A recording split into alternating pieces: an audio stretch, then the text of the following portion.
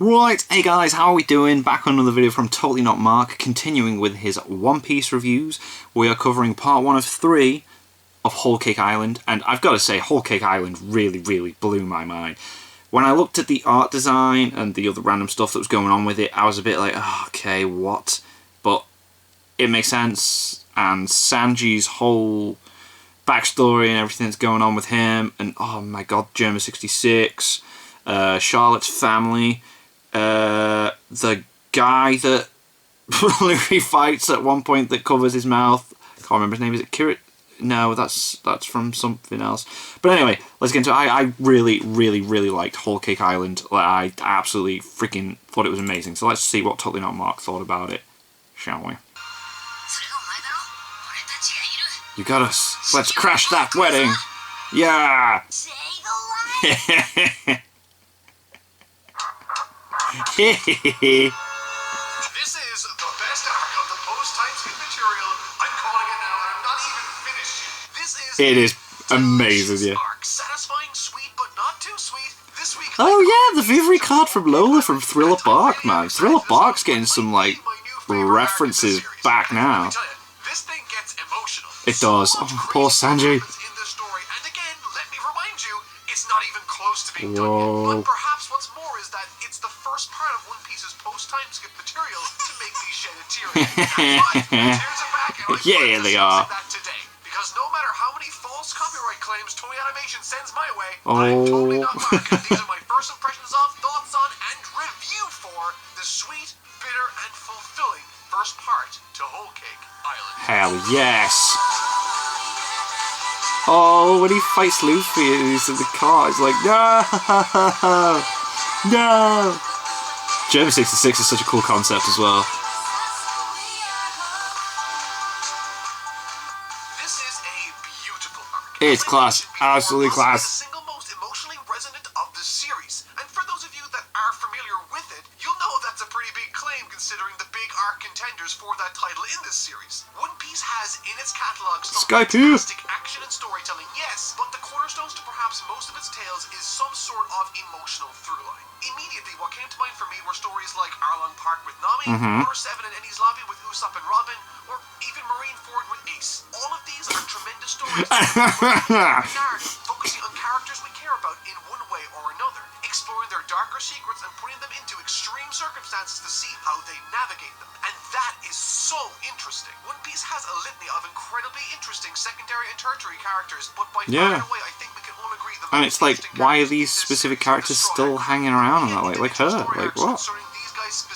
With Mihawk and that. I think personally are the most interesting One Piece arcs. And yet, Whole Cake Island has affected me the most, dealing with the character of Sanji. Primarily, this arc because we didn't really know anything about him really, apart from the cooking stuff. He thinks the way that he does, and investigates the relationships of his past, and contrasts them beautifully with those of his present. Yeah. Poor man. Bullying, betrayal, and love during Whole Cake Oh, Island. what his dad said to him when he was leaving, it's like, oh. More emotionally vulnerable and broken down by unfair circumstances than we ever have in the past. At numerous points during the story, I felt despair, nostalgia, and even a significant amount of discomfort with some of the scenes that were shown in this first half. This is a spectacular arc, and like the others I've reviewed, I will split this up the into red poneglyph, to make my life not ponteglyph like I've been told. It's not got a T in. The point of view. During this opening section of the story, there are two primary points of view that are given the most focus. These are the point of view of Luffy with his crew and the point of view of the now expected to be married Sanji, the third son of the Vinsmoke family, which is honestly sort of cute because the son in Sanji is the Japanese word for the number 3. Speaking of his other brothers, Sanji was the third son of the Vinsmoke family, which means he has 3 other brothers. All of them are just really bad people. Not nice. Not nice. Used to is that of Yanti.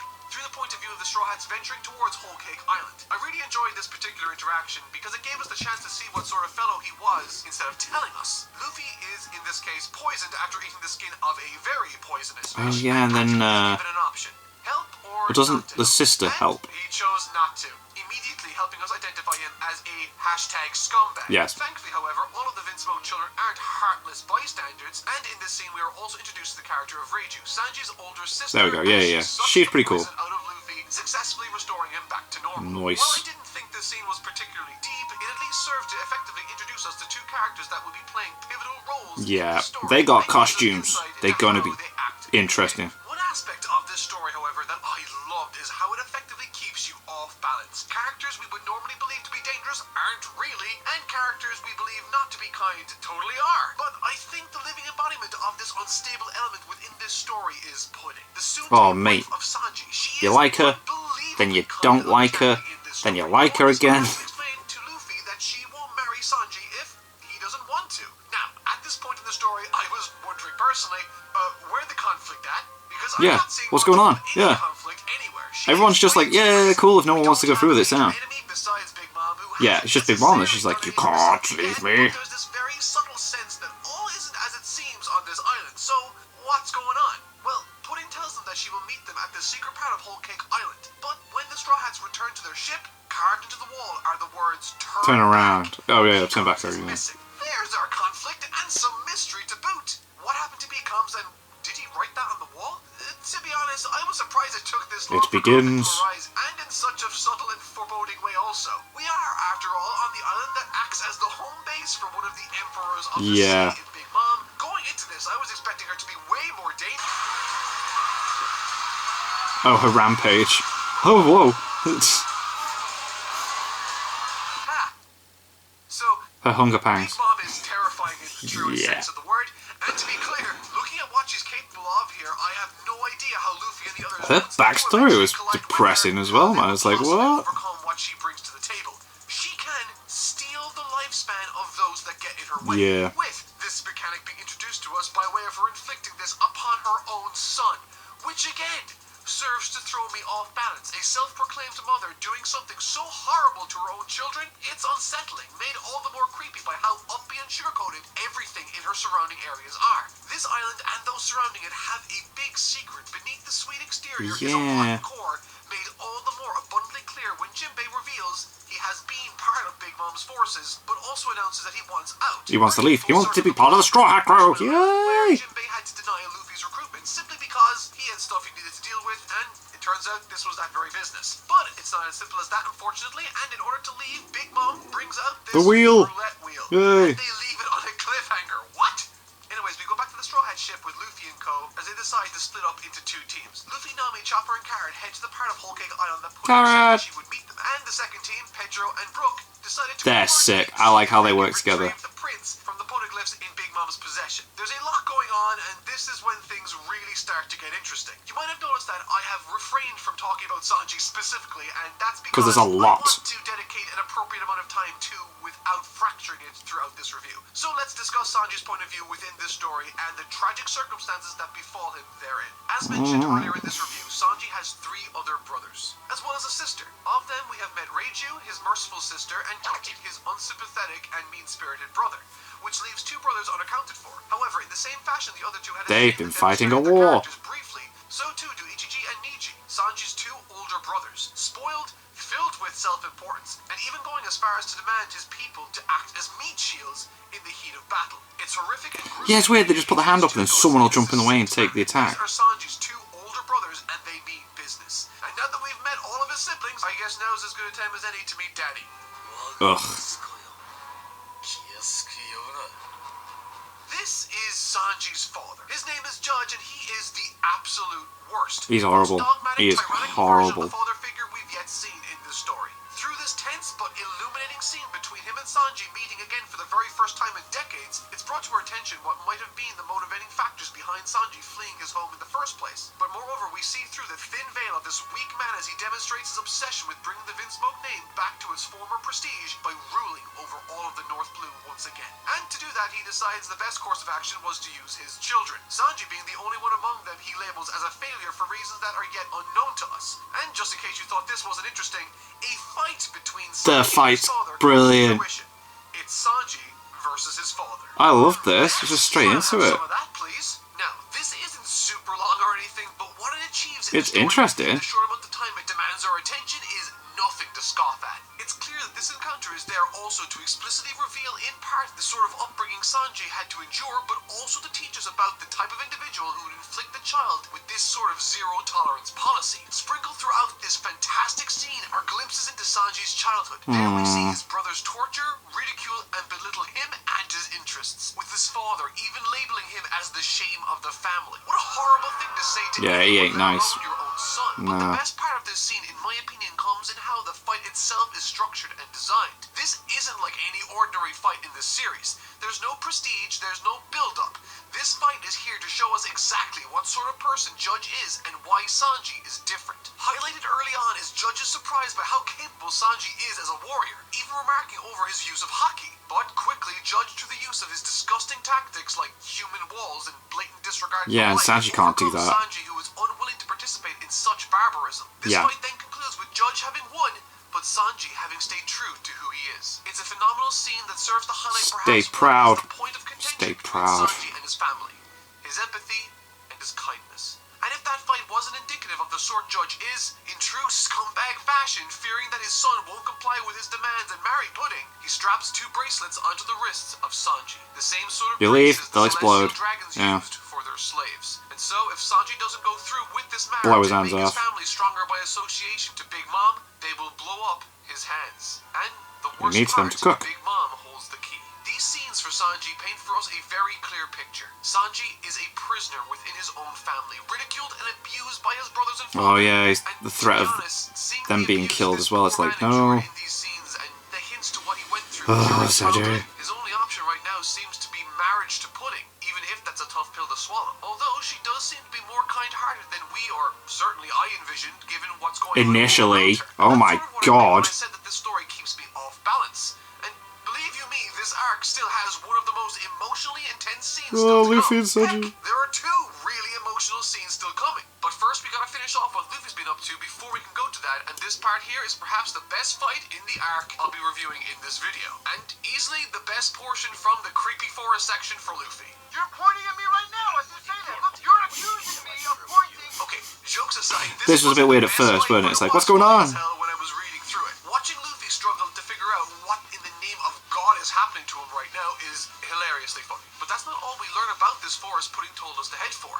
You see, we learned that this forest is alive. Yeah. The entity lurking inside That it rabbit is looked none dead other than cool. the daughter and son of Big Mom in Brûlé and Cracker. Oh, okay, yeah. While Brûlé is bad news, locking Chopper and Carrot away in a mirror In the mirror dimension, we'll world. get to that later. This Cracker guy is what causes the bulk of the issues for the Straw Hats in these woods, or more specifically Luffy. This guy is an absolute bruiser, boasting about Yeah, like, he makes 40 million berries. armor It's clear with to see just by crackers, how easily biscuits. He brushes off Gear 3, how impossibly powerful he really is. And what's more interesting is what happens when Luffy uses Gear 4. You've destroyed my armor. Not Yeah. because it's the best I've seen from the series or anything like that, but because of how well it serves the story it's a part of. Existing within a largely emotional story filled with serious and tense encounters left and right, these scenes offer us, while still being cool as all heck, a much needed break to the tension with some levity that I really enjoyed. An easy highlight for me being when we realized that Luffy has been fighting this Cracker Man for 11 straight hours in an effort to get to Sanji. This is specifically funny because his sole strategy seems to be eating his... Oh my God, that's attacks brilliant. Doesn't Nami make it loses the will softer to and go then on, he's able to being eat the it? loser. It's stupidly effective in terms of whipping up some interesting action set pieces, some lighthearted comedy. Yeah, and Nami overall softens them up, demonstrate to yeah, us yeah. that Luffy is willing to risk his life to rescue Sanji from this island. Oh, yeah, of course he is. And while he does eventually overcome this massive enemy Cracker, sending him flying with a creative combination of his uniquely bloated form in tandem with the Gear 4 ability, afterwards it poses the very real issue of having Luffy extremely fatigued, lying asleep as they exit the forest. Oh, and I almost forgot, there's also this scene in the woods where Luffy fought Cracker, where Nami realizes that she has this Vivre paper from way back in Thriller Bark. Yeah. This paper was pointing Thriller to the Bark, mother man. of Lola, That was who happens ages to ago. be Big Mom. Like, okay, what? This happened like hundreds and hundreds of Yeah, chapters wasn't there ago. like 10 years in What between? an absolute monument to human patience. Now, time to get to the good stuff. Yeah, I'm sure I read there was like 10 years in between those 2 moments. This scene here is one of the best scenes that this arc has to offer, and I think it says a lot about me as a reader for liking it this much. It's just a bunch of people conflicting around a dinner table. It's simple, it's dramatic, and it highlights exactly where the differences between Sanji and his family lie. Having just arrived home from their time spent in another war effort, this is the first time we see all 4 brothers together Chilling together, as yeah, adults. Ichiji, Niji, Sanji, and Yati.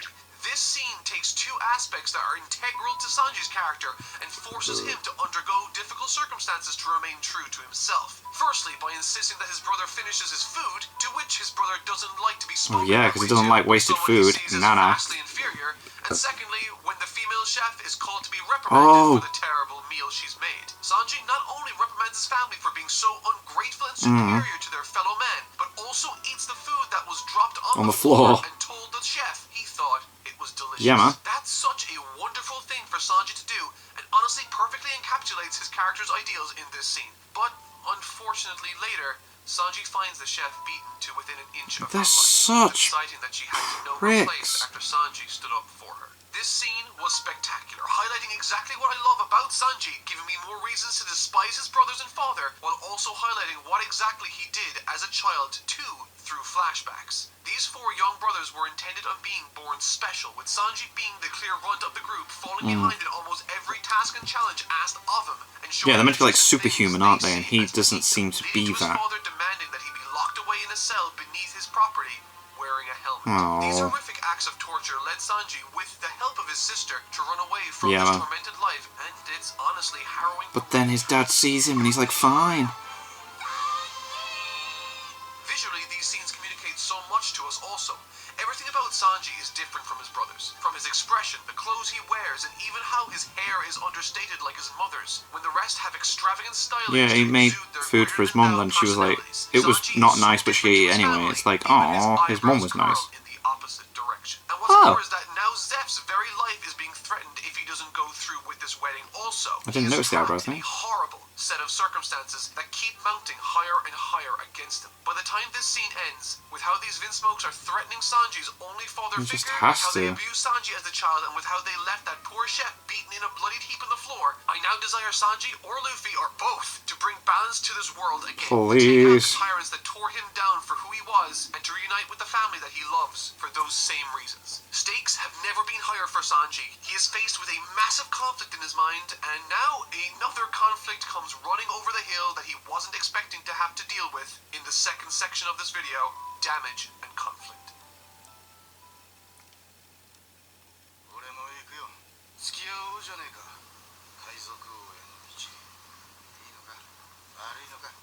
Of course it is. Oh, mate. Ugh. In this section, we explore all the setup with each character respectively and watch as they clash and conflict through either misunderstanding or You see, tragedy. this fight First makes coming in the sense. form of this initially charming The interaction. Luffy Zoro fight was like, He's one of the most what? well-realized But this was characters like, I've had the pleasure whoa. of watching traverse a world. Every scene he participates There in was serves the emotion purpose here. of his character. He never wants to be disrespectful or to treat anyone in any mean-spirited way intentionally. His default is to always treat others as he would like to be treated. Yeah. Overly friendly and enthusiastic, eager to gain friendship. And so, despite having been on the receiving end of an army of cracker men, his face lights up when he finally sees Sanji again, leaping onto his family's carriage, much to the surprise and chagrin of Sanji and his Yeah, family. man. What are you doing? Why are you here? What was going to happen? Please He doesn't leave. know everything that Sanji has to lose if he doesn't go through with this wedding. Thus, Boots him.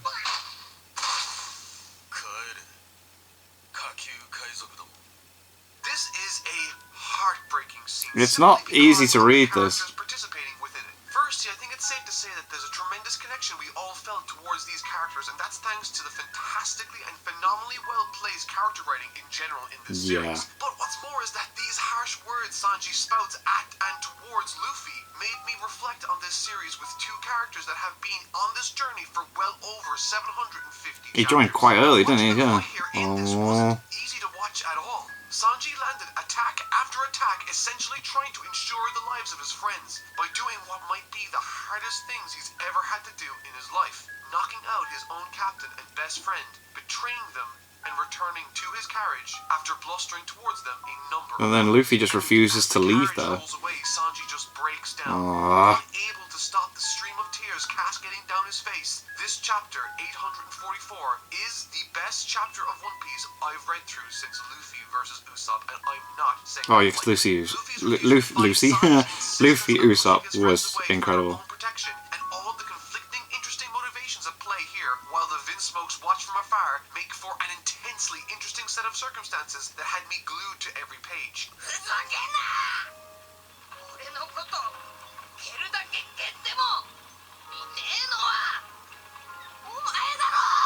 Oh.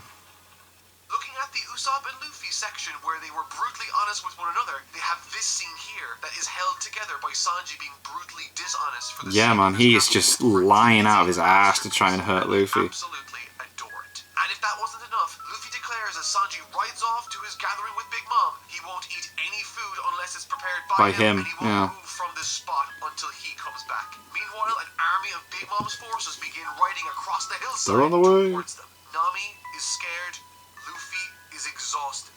What a story. Now, the rest of this section has some really interesting, cute interactions between Sanji and Pudding, some deeply upsetting ones between Nami and a broken Luffy as he's dragged off into a cell, and a great collection of scenes dealing with Pedro and Brook as they move about the island of Whole Cake, being the only ones left from the original party not having been found yet. I don't really Yeah, have they much to say get to the about polyglot, this don't they? plot, other than that it serves its purpose relatively well in splitting up the action. Well, yeah, and him being able to use his abilities against Big Mom's like crew was interesting. That I thought was worth mentioning is that of Chopper and Carrot. The two furry mascots of One Piece get to enjoy their own little story in this mirror world. In the mirror world. The forces of Brûlée reprimand her and use that dimension to their advantage in a really creative way of popping to and from different mirrors all across the island. And since they already have their hands on Brûlée now, it's sort of like a wormhole to anywhere they want to go on the island. Which is sick. In retrospect, that was a bad hostage for them to gain control of for Big Mom. However, all of that B-plot comedy aside, we are still faced with the grim reality having befallen Luffy and Nami. But thankfully, Pudding is here, and perhaps she can alleviate some stresses from some reassuring words. No. The way this Pudding character is utilized in the story is honestly really well done. Yep, now, it I was is. never 100% convinced she was as amazing as she seems to. Yeah, because you think, oh, what's she gonna do? She's gonna tell him that she's gonna help, blah blah blah, and then, She never seems oh, to miss a beat. She comes across as natural and kind, which, as I've mentioned, threw myself as a reader off balance quite a few times while I was reading through this part of the story. And it's that very aspect of her character that made her so compelling in this scene with Luffy. Prior to it, Luffy is deflated and miserable, but after hearing what Pudding whispered into his ear, he suddenly became filled with purpose. yeah, he's prepared to nearly rip like ripping his arms off. Yeah. What Oh. did she say to him? Again, looking back now on what I know, it's clear what she said. Yeah, in but at the moment, time, given you don't. everything Like, she what? used it to, What's made this part of Luffy the go so story, crazy? It's still sort of a coin toss as to whether or not she's motivating Luffy in a positive way or a negative one. Point being, it wasn't obvious, which made this pivotal scene following it with Sanji all the more fascinating. Oh no, when he shocking, and sees her through the mirror, through the window. in this arc, this story with Sanji that's being explained to us, shown to us, and that we've experienced firsthand, reads like a tragedy. Sanji simply wants something that's reasonable, companionship and freedom, but through a gauntlet of vicious and merciless circumstances, he is essentially held prisoner by his family, and not to mention the forces of Big Mom. With his father figure Zeph being threatened with his life, his hands primed to be blown to smithereens, and the attacking of his very own captain Luffy. Sanji is very much a man lost in a turbulent sea of tragic circumstance, but he does have a lifesaver. A light in this dark situation, and that's Pudding. Someone who has shown genuine affection for him, and honestly the only person who's even shown him a minutiae of sympathy and empathy throughout this entire ordeal. And so, Sanji, having accepted his situation as unavoidable and uncompromising, he accepts his current predicament and walks to Pudding's room with a freshly made array of foods prepared specifically for her to share with. But at the door, he stopped from entering her chambers, with the door itself citing that she's otherwise preoccupied right now. And as a quick aside, something I thought that was worth mentioning for the sake of me being intellectually consistent with the Sanji character, when faced with this blockade at the door, he elects to try to climb through her window in a romantic fashion. Obviously, this gesture and the setting is very Shakespearean and romantic, Yeah. but what I personally found rather nice about Sanji in this moment was his consideration for the consequences of him climbing up in to see her, specifically citing in a particular panel that it could be construed as peeping, and therefore that would be a reason not to do it. Now, eventually, he does reconcile this with the fact that she's his fiancée and that they will soon be husband and wife, but it's So really why nice not? to see Sanji consider those as factors that would prevent him from doing it. It puts him into a much more reasonable and kinder light than that which was on display during Thriller Bark. And I'm honestly Still going on thrilled about that. fact. But what makes this scene all the more effective in the manga is how at regular intervals throughout Sanji making his way to the window, Yeah, we've got Pudding Luffy slices overacting, over and it's shots just of like, Luffy why, attempting to what? rip off And then it his makes arm sense and when everything. Sanji He hears what he knows hears. something Oh, that we don't. Motivated by Pudding's last words to him, coupled with Sanji making his way slowly to her window, made for an incredibly tense build-up to the ultimate reveal of this arc thus far. she ain't that nice.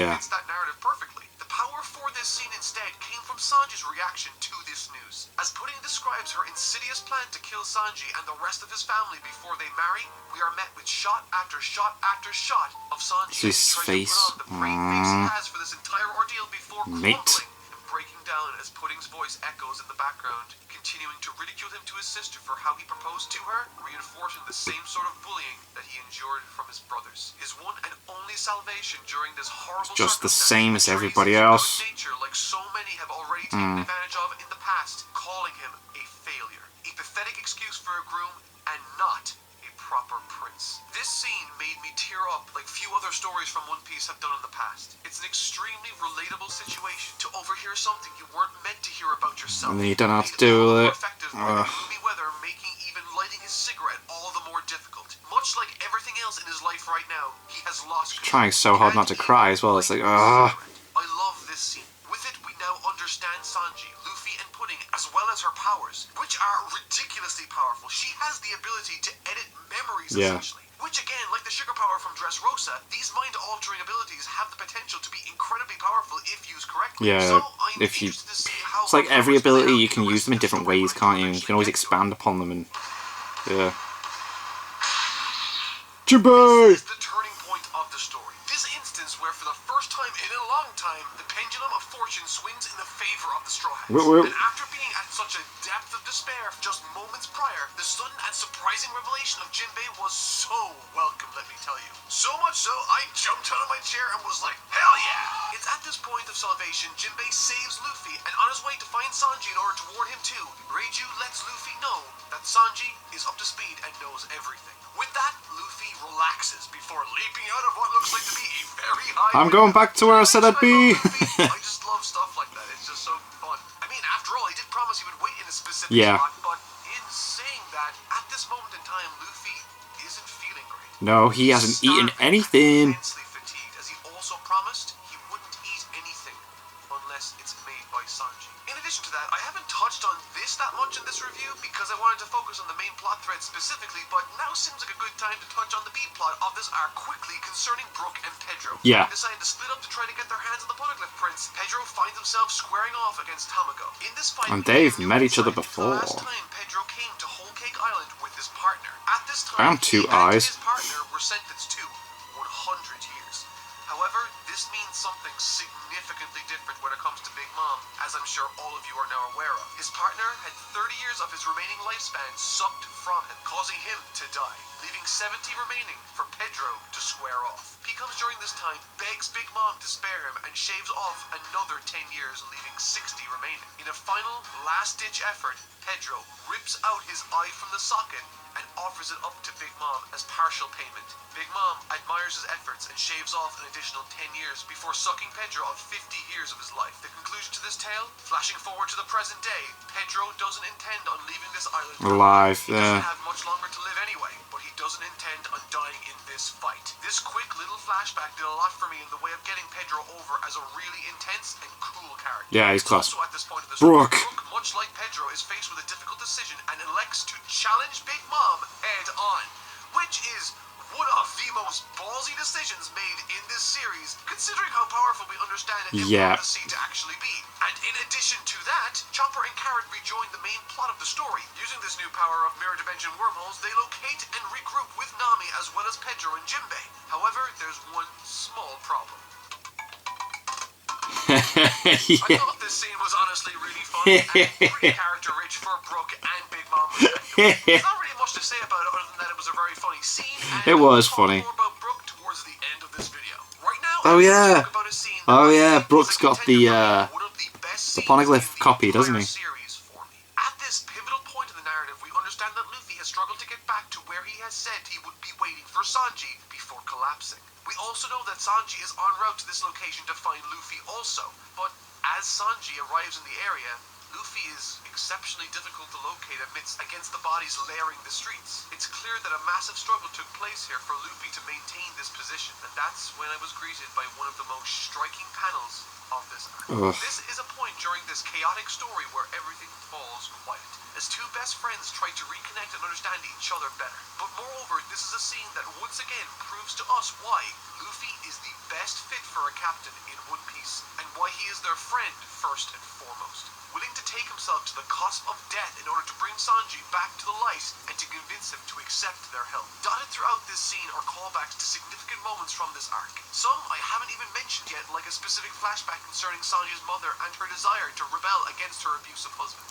Wanting to not birth monsters, she did everything in her power to prevent it, and Sanji eventually ended up not being like them. Yeah. Now that we have a causal factor instead of pure happenstance regarding Sanji's difference between himself and his brothers, it makes for a much more powerful scene with Luffy. Specifically, during this instance, he offers this poor-looking food to eat, drawing a clear and intentional comparison between When he him fed his mom, and his mom was like, no, it's gonna be great, yeah. her food while she was ill. What's more is that Luffy, in this instance, humbles himself greatly. He drags himself through hell and back, takes undeserved punishment from Sanji, and still unfettered in his resolve, loves him and wants to help him in any way he possibly can. However, for Sanji, things aren't so clear-cut, and it's here Luffy is brought up to speed on the three things keeping Sanji subservient to Big Mom. Number one, he struck his captain as hard as he could, which he views as unforgivable. Yep. Two, his father figure Zep in the Is East being Blue threatened. is a life-ending risk if Sanji doesn't go through with this. And three, he doesn't want his family to die, no matter how horrible. Because family's family, aren't it? To that, Luffy has to say this.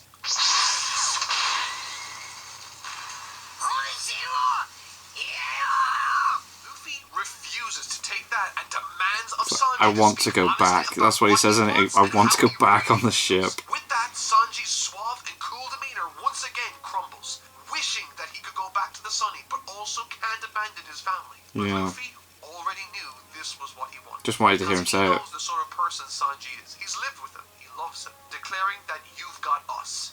Let's go crash this wedding. Yeah, the man. scene was phenomenally good, captivating, heartfelt, and passionately raw. And to be perfectly honest, the entire arc so far has hit its mark, and in many cases, exceeded the mark. Major plot points clashing like that one I just spoke of already create this engaging, tear-jerking occasion, but even smaller things like remarking that Sanji is a pathetic prince when way back in Alabasta, Sanji referred to himself quite casually as Mr. Prince. Huh. Silly small stuff like that Huh. I find incredibly moving and serve to create characters like Sanji who have an emotionally rich core, perfect for exploring in exceptionally well-written arcs like this one. Certainly, for me, this is the most emotionally resonant arc in the post-time skip material so far, and I think at this point is my favorite from that section also. It's impossibly good. Ending this section with all the Straw Hat forces reconvening, only to reveal that despite being cornered and captured, Brooke still swiped all of the poneglyph prints from Big Mom's Hell possession. yeah. I laughed out loud reading that, and what's more, it again serves to point out that this arc is just tremendous fun. There's so much to enjoy in this, and I honestly cannot wait to jump back into it again next week, to figure out how they're going to get out of this, how Sanji will escape, and how they're going to overcome this wedding. But that'll do it for this video. As always, I've been Totally Not Mark. I'll see you all next week when we take on an Emperor of the Sea. Whoop, whoop. Thank you so much for watching.